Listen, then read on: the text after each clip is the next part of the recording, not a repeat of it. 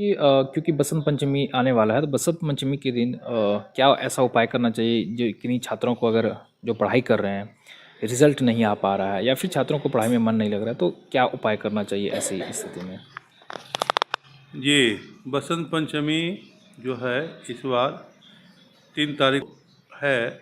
वह मूल रूप से 2 शब्द आता है इसमें, बसंत और पंचमी। वसंत ऋतु का नाम आता है, तो बसंत ऋतु अभी रहती नहीं, अभी शिशु ऋतु चल रहा है। तो शिशु ऋतु में बसंत का जिक्र क्यों किया जाता है? इसलिए कि बसंत पंचम्याम बसंतः प्रवृत्ति, बसंत पंचमी से बसंत की प्रवृत्ति होने लगती है, बसंत का आगमन की सूचना होने लगती है। और इस दिन जो है सो सभी चीज़ों के लिए शुभ माना गया है। जैसे विद्यारंभ है, गृहारंभ है, गृह प्रवेश है, या विवाह है, या जनेऊ है, या मुंडन है, जो जिस तरह का भी आप शुभ काम करना चाहें तो ये कर सकते हैं। बसंत पंचमी माघ शुक्ल पंचमी को ये मनाया जाता है। इसमें सबसे बड़ा जो है पर्व मनाया जाता है सरस्वती पूजन। सरस्वती पूजन इसलिए कि सरस्वती की पूजा की जाती है, तो सरस्वती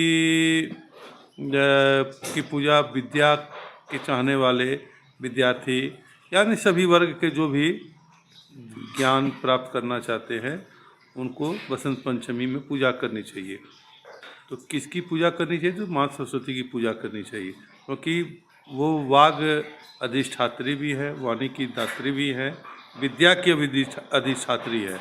तो उसमें जो है सो पूजा करने के लिए आपको जो है सो उनका ध्यान में ही आया है। या कुंदेन्दु तुषार हार धवला, कुंद फूल होता है वो सफ़ेद होता है। या कुंदेन्दु, या मतलब जो कुंदेन्दु तुषार सफ़ेद, हार धवला धवल एकदम स्वच्छ, तो वीणा दंड वर दंड वंडित करा, वीणा हाथ में धारण किए हुए, ऐसा उनका स्वरूप है। इसलिए विद्यार्थी अगर पूजा करना चाहें तो उनकी स्तुति कर सकते हैं। उनकी पूजा में आप सफ़ेद वस्तुओं का अर्पण कर सकते हैं, सफ़ेद फल हो, सफ़ेद मिठाई हो, या आत्मा को अर्पण कर सकते हैं और उनकी स्तुति कर सकते हैं।